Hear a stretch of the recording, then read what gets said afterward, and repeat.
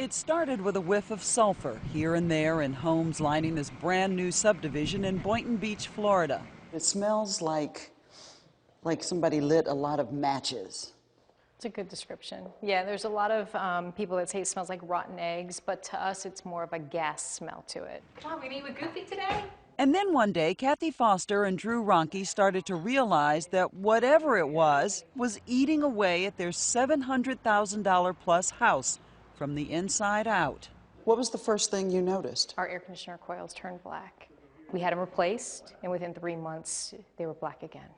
Kathy and Drew weren't the only ones. In the last few weeks, word has started spreading through the cul-de-sacs of their development, Cobblestone Creek. We had heard from a friend who had some issues with his kids who were becoming sick, and he had notified us that, have we ever heard of a Chinese drywall? And we had said, no, what's it about? Chinese drywall, wallboard imported from China during the height of the housing boom, much of which appears to be tainted.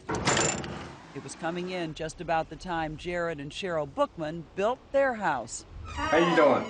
How are Chinese drywall screen? To find out if they had it, the Bookmans called Howard Ursum, a home inspector who's now devoted his business to looking for Chinese drywall.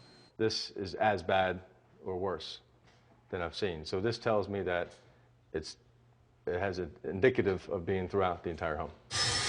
The EPA now says the drywall it's tested so far is tainted with sulfur. This is the original coil, and you can definitely tell it's definitely got the coating of the copper sulfide and copper oxide. These things are starting to tarnish. That sulfur is what's leaching into the air of potentially tens of thousands of homes built in this country during the last 8 years. That underneath is copper. Yeah, this is all copper. Can you rub the black off and get copper again? Mm-hmm.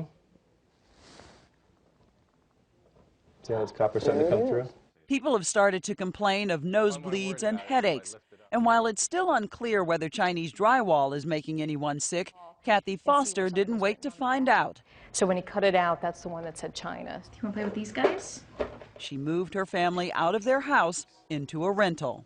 We are currently paying our mortgage, we are paying our homeowners association dues, and still paying, taxes and insurance on the other home, plus paying the rental fee on this home. All told, it's costing Kathy $8,000 a month.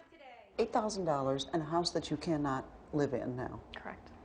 But clearly it was because of that little guy. Absolutely. My personal belief is it's putting holes in copper piping and turning coils black. My membranes aren't much stronger than that.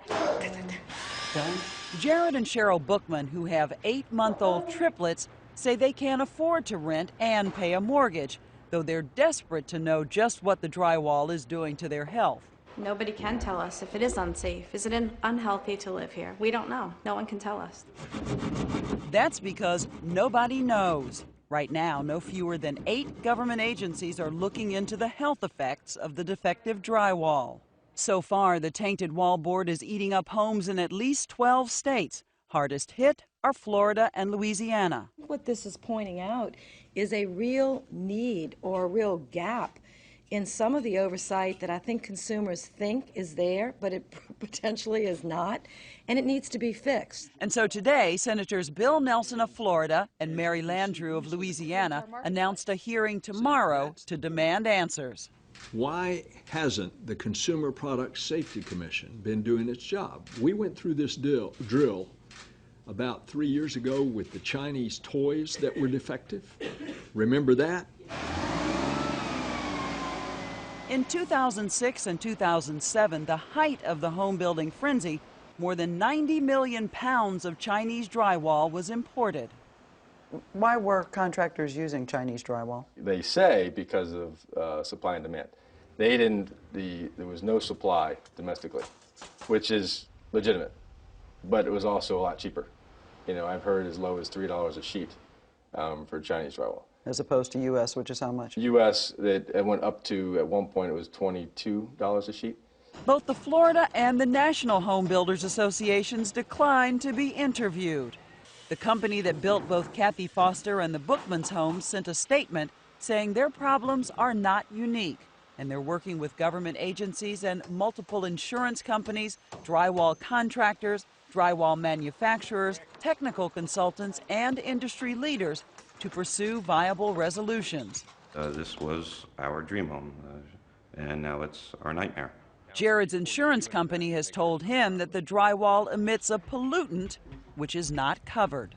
He's worried that as his house sits corroding from within, it's becoming valueless.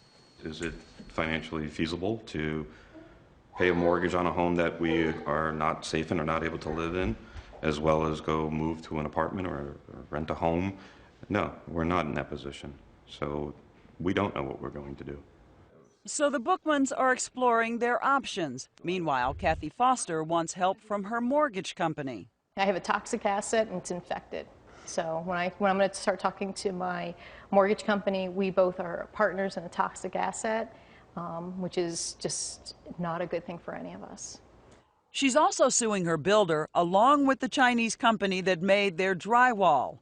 And Howard Ursum says no one knows how difficult it will be to fix these homes. That's the big trick out there right now. It's one thing to replace the drywall, but you have to replace all the plumbing, the electric, the metal studs, hurricane straps, structural components. It goes on and on. What's the answer? And there is no answer right now. Meanwhile, people here told us they're worried that if all the players don't pull together to find an answer soon, this brand new community could turn into a ghost town.